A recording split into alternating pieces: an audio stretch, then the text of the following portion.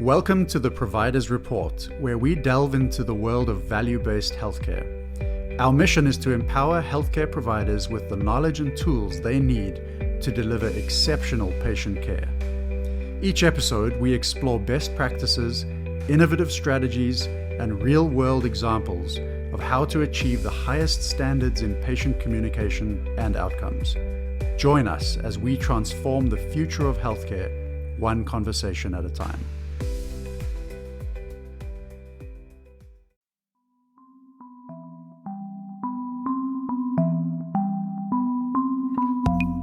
Hey everyone, welcome to Better Doctor Project, where we interview healthcare providers to tap into their experiences so we can turn our challenges into our biggest strengths. We hope today's episode inspires you to take the next step to become who you want to be in practice. I'm Dr. Beck. And I'm Dr. Mack. Let's get started.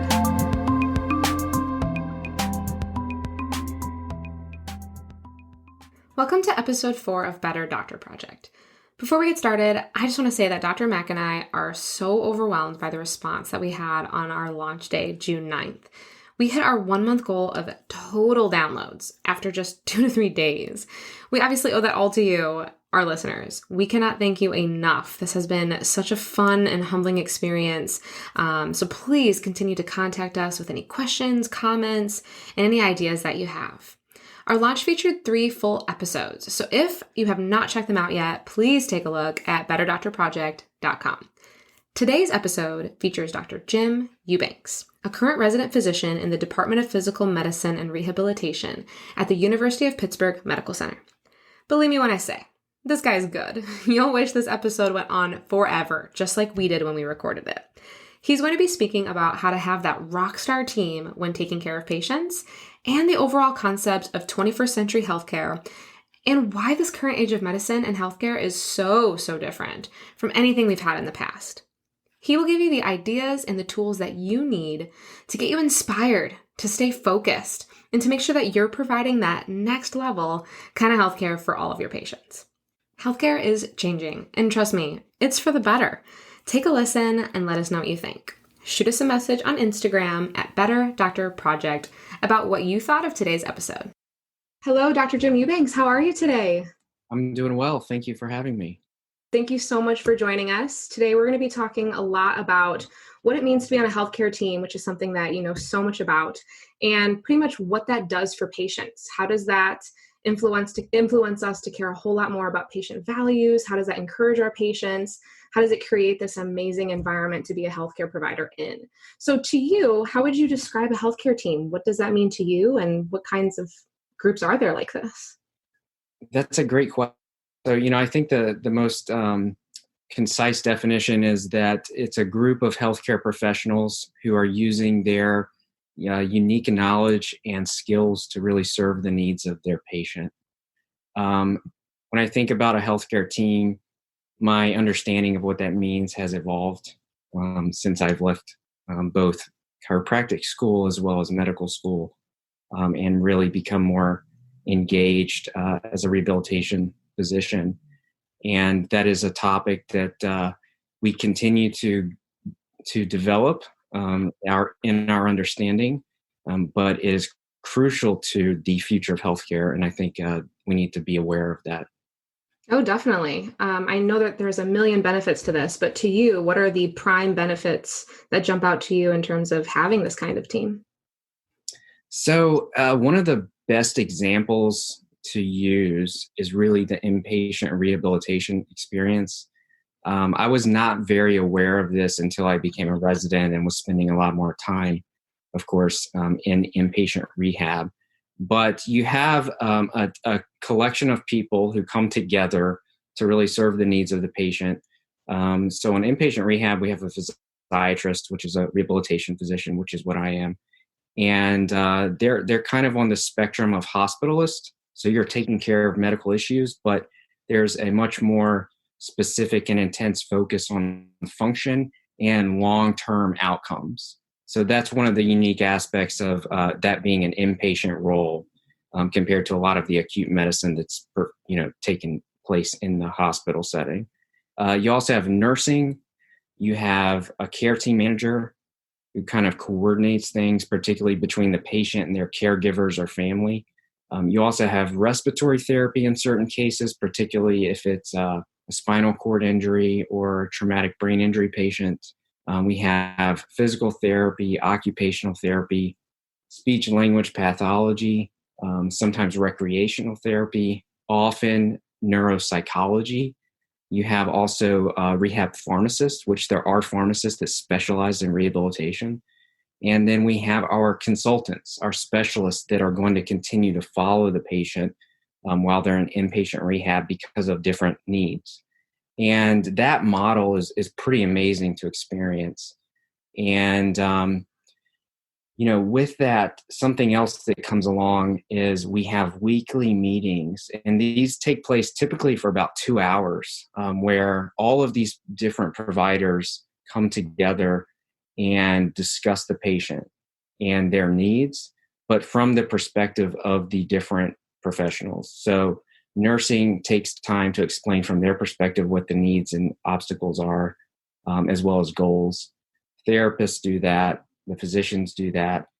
And we get a better sense of what is happening with the patient. And you really have to take time to kind of hear what these other perspectives are. So it's a pretty incredible experience, actually. I feel kind of silly thinking this, but I feel like I'm wondering, why isn't it like this everywhere? Because everything you just described to me in my mind is like how I envision the future of healthcare.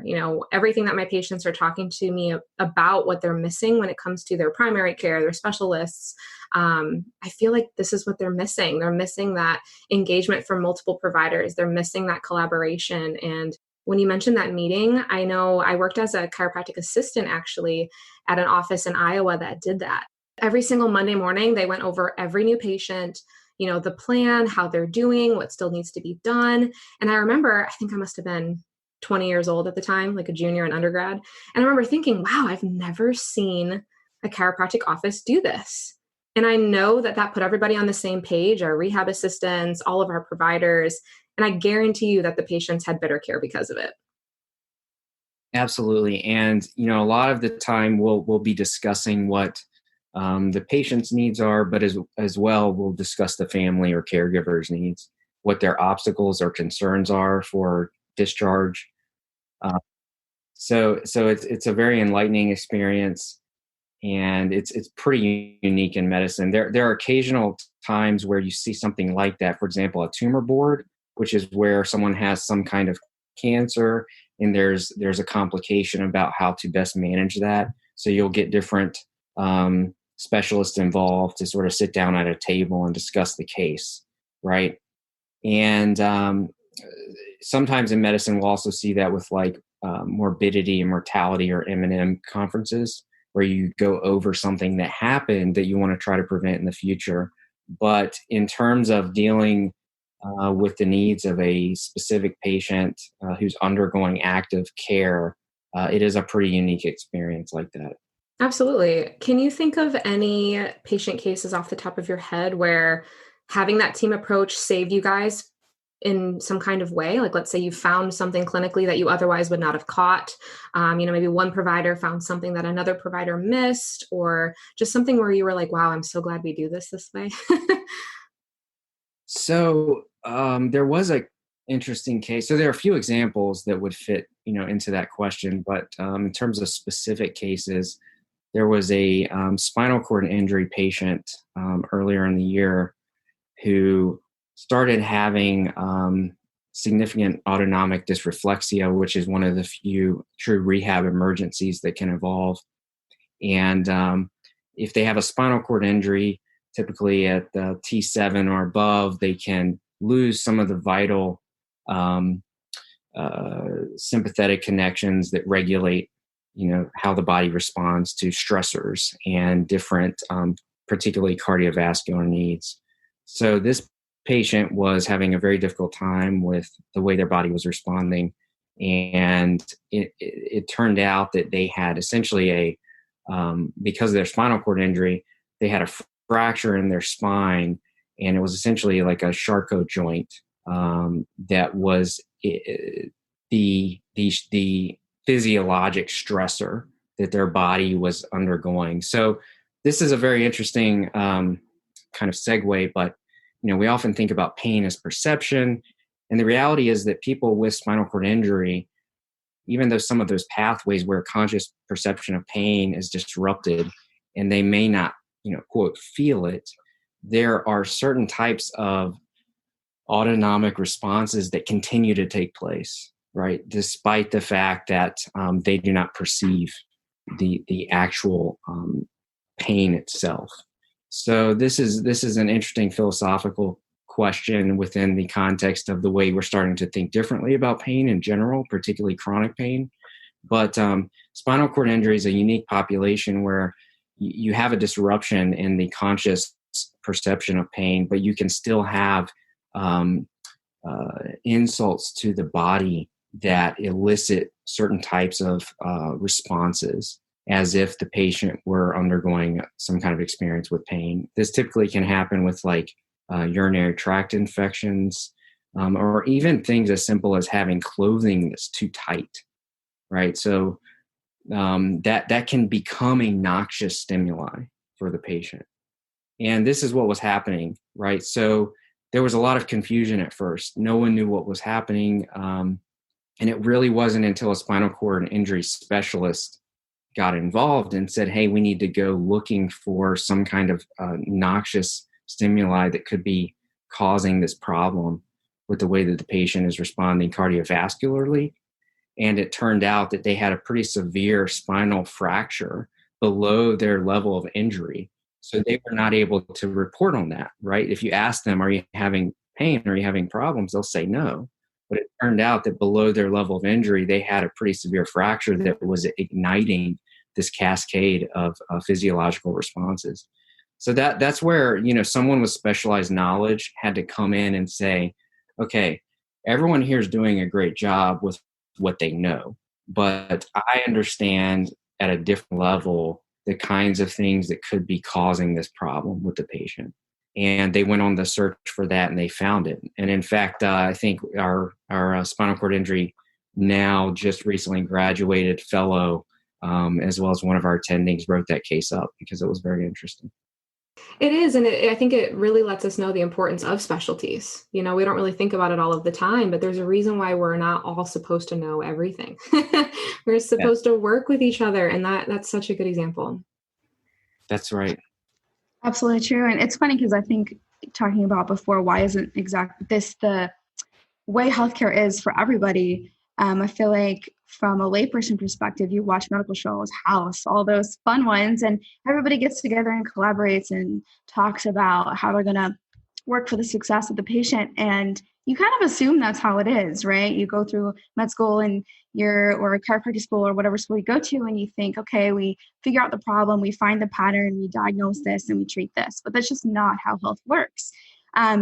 And you have to think differently. And I think we all come to the table with the tools that we learned, and we don't always know what's in everyone else's toolbox. So it's such an amazing opportunity to be able to see how people think differently. And like you said, even thinking differently about pain from patient to patient, I imagine that on a healthcare team, you have so many different views on what's the best approach for a patient. So has there ever been a time where you have an interprofessional disagreement regarding the care of a patient, and how do you handle that professionally?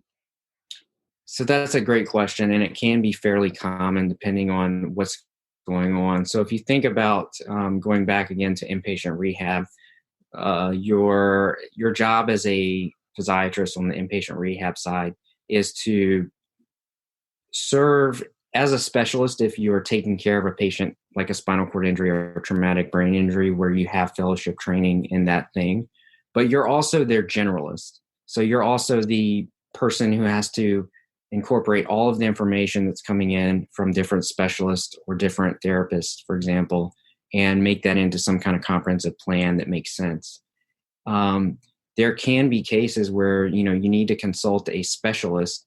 So two good examples might be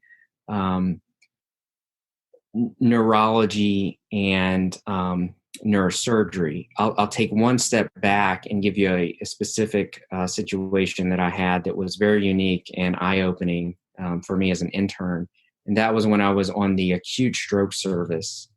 And we had a patient who was very young, in her 20s. She was in a motor vehicle crash and had actually dissected one internal carotid artery and both of her vertebral arteries, okay, through the trauma. And so there was a concern about having this extensive arterial dissection, right? However, there was also diffuse axonal injury in the brain where, essentially the violence of the car crash had sheared some of the neurons and caused them to bleed. And so she had a brain bleed as well. So you have a brain that's bleeding as well as an arterial dissection. And the interesting thing is, because of the brain bleed, you don't want to give anticoagulation or blood thinners, right? Because it's bleeding. However, the treatment for arterial dissection is anticoagulation, blood thinners.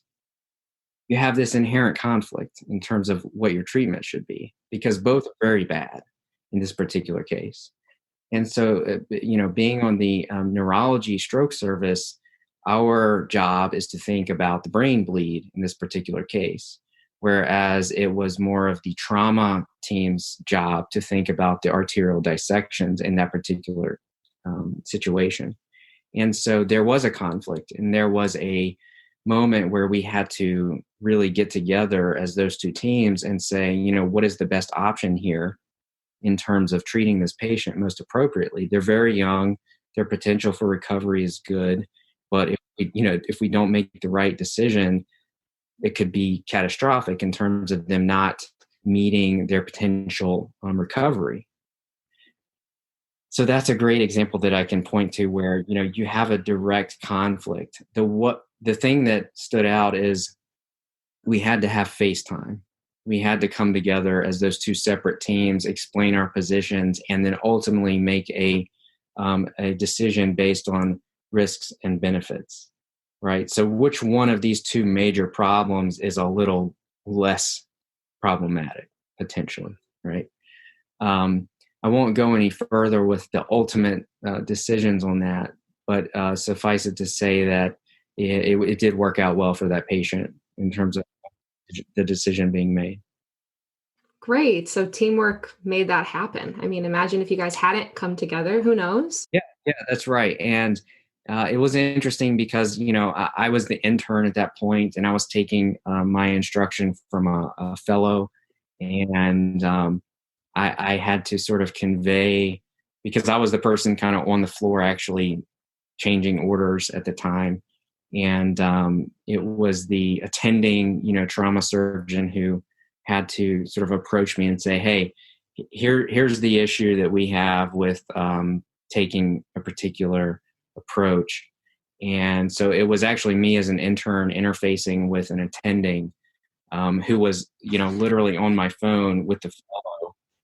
It was a very interesting and impressionable moment for me as an intern, but I think the attending did a very good job understanding the situation, explaining it really well, and then we all kind of relayed that information to the fellow in a way that ended up working out, nicely.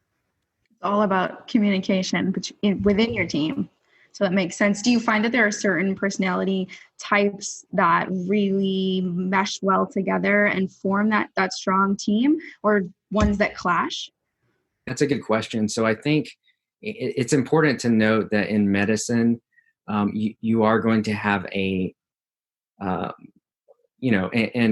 on the physician side, there's a high concentration of pretty intense people that are willing to go through that kind of training, right? So it does self-select for a certain mindset, a certain approach. One of the things that stood out to me when I went back to medical school is that pretty much across the board within medical school, you are even with your peers. Like there's no laddering. It's very spread out and pretty balanced. And that's a hard environment when you're used to competing. your entire educational experience. And so all of the people that go into medicine have a little type A for the most part, right? But there's going to be variations on that continuum. So some will be a little more intense, some will be a little more patient in ways that maybe others aren't. And the thing that I think is most notable about some of the changes that are and have been taking place in medical training for the past, I'd say at least 10 years, probably more intensely over the last 5 years, is workshops and role playing to actually help those who go into medicine incorporate new skills when it comes to listening and waiting and trying to gather more information before making decisions. So that's a real positive change that's taking place in medicine at the moment, is a more awareness of the need to actually develop some of the things that perhaps people coming into the profession haven't had as emphasized, yet in their training.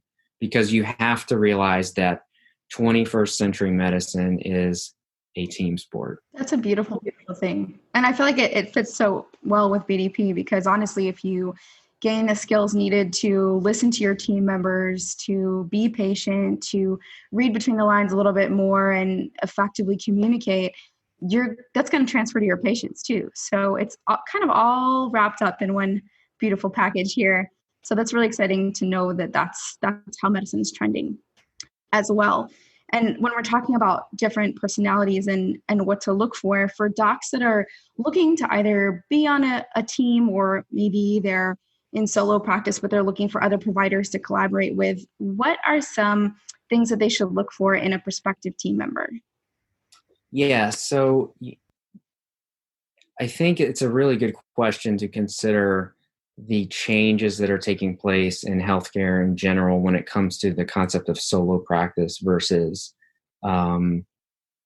a partnership-based practice, or even a hospital-based practice.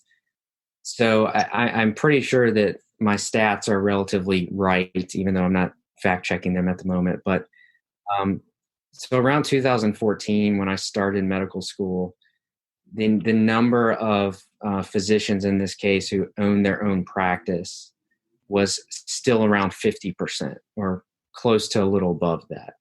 Okay. So by the time I graduated and started residency in late 2018, it was somewhere like 15%. That's a rapid change, pretty unprecedented. Medicine's never been like that, right? Medicine's always been primarily solo practice driven. So the environment's completely different. And I think it's happening across all healthcare professions too. There once was a time where every dermatologist was a solo dermatologist at a little mom and pop shop, right?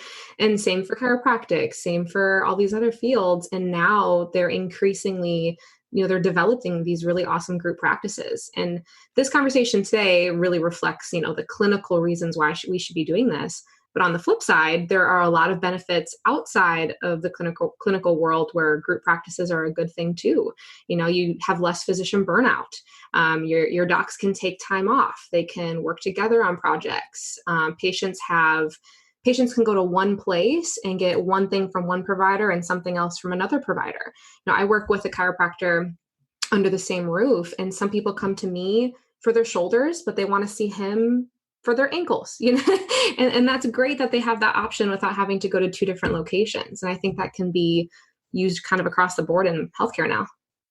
I completely agree. So, when we talk about 21st century healthcare, it's an evolving thing. It's changing as we know it right now still.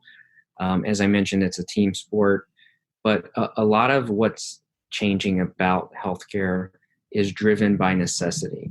And the reality is that the knowledge base in medicine now is just too vast for any single person to own. And this is due in large part to some incredible and positive scientific advancements in our understanding of what goes on with people. To that end, it's also why being a generalist, such as a primary care physician, is truly what I think to be the most difficult job in medicine right now, because you have to know enough about everything, despite the fact that it's impossible to do so. Right? So they've got an impossible task. You have to know this much, right, outside your window of possible understanding. And what you have to do is know enough that you can make it cohesive and bring it together, not only to make sense for the patient, but to do what's, in their best interest. And that's what we're seeing now, is that some people are kind of resistant to the notion that healthcare is that way now, right? Like, we talk about holistic medicine, and we talk about different concepts of being a comprehensive clinician, but it's out of the way that things have changed scientifically. There's so much to know that increasingly you're seeing orthopedic specialists become so subspecialized that in most metropolitan areas, you've got cervical spine experts, right? Like, they're not just spine fellowship. Yes. They just focus on the cervical spine, right? And again, that's because things have evolved to the point where that makes sense now. It's hard because we'd like it to be a little different. Sometimes we don't want to have to send patients to 5 different professionals to get all of their goals met. But a lot of that is out of the fact that those 5 individuals are going to be able to give better information and make better decisions for that patient than if you go to 2 who have less knowledge about what's best. So that is one thing that I like to bring up and kind of emphasize. It's not a bad thing. It's a reality. We just have to accept it as part of what's changing. And use it to its full advantage, I would think, too. So to wrap up this awesome discussion, you've already just hit so many wonderful points. You and I, before this interview, have talked a little bit about how you've been personally influenced by an incredible mentor in your life. And I shared with you that Dr. Mack and I have also had these incredible mentors. And the whole premise of BDP was that, we are supposed to be learning from other people. It doesn't matter if those colleagues are older or younger, or what phase of healthcare or their journey that they're on. We can all learn from one another. So I would love it if you would just touch on who that person was for you and how that changed you as a healthcare provider.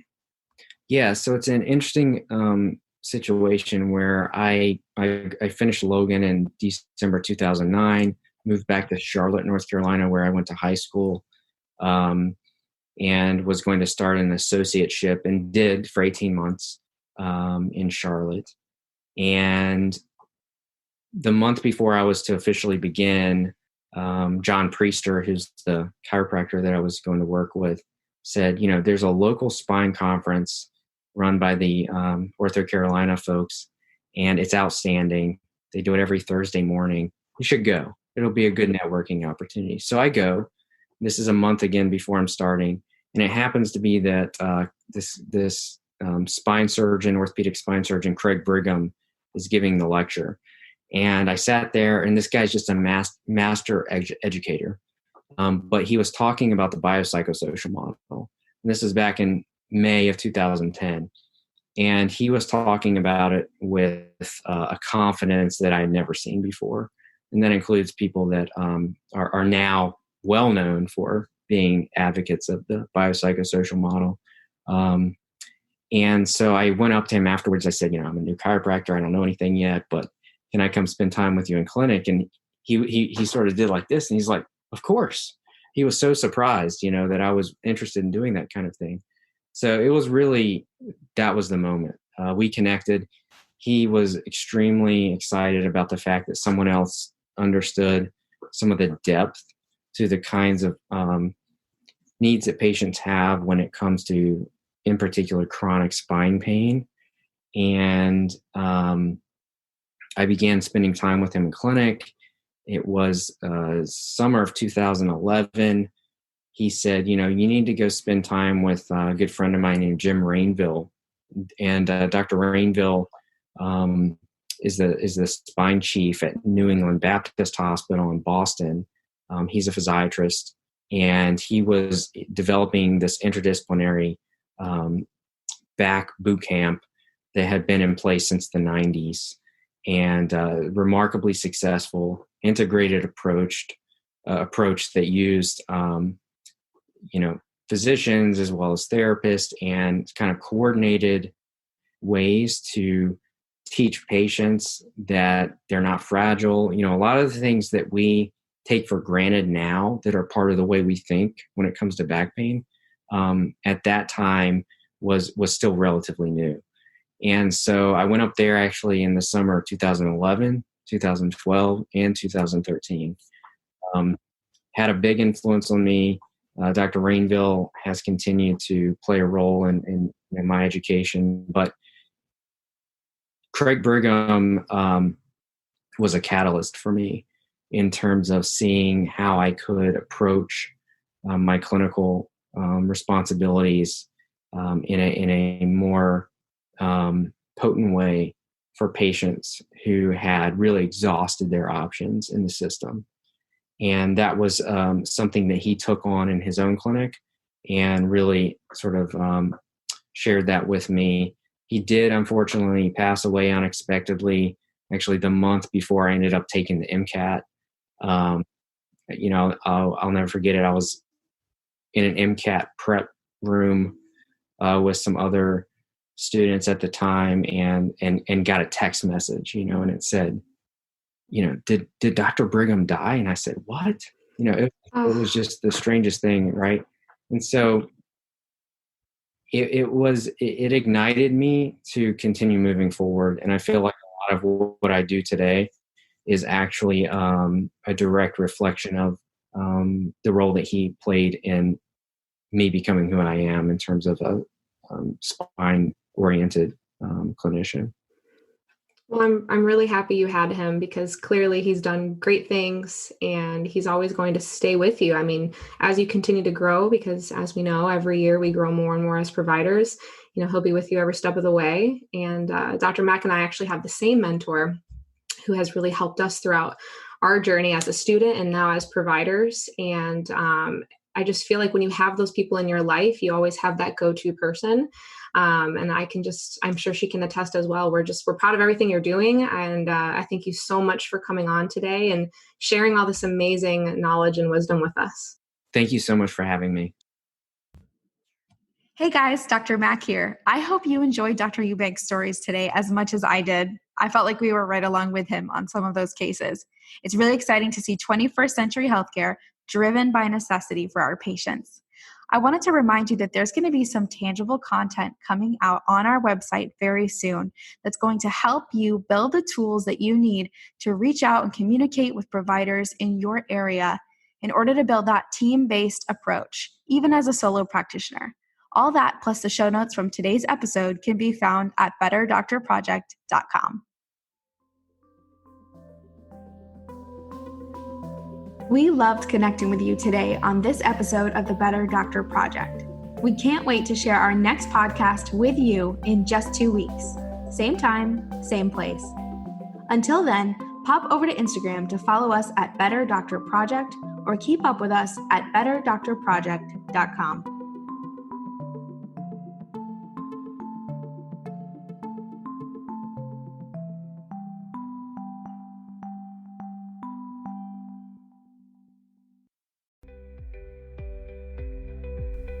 Thank you for tuning in to the Provider's Report.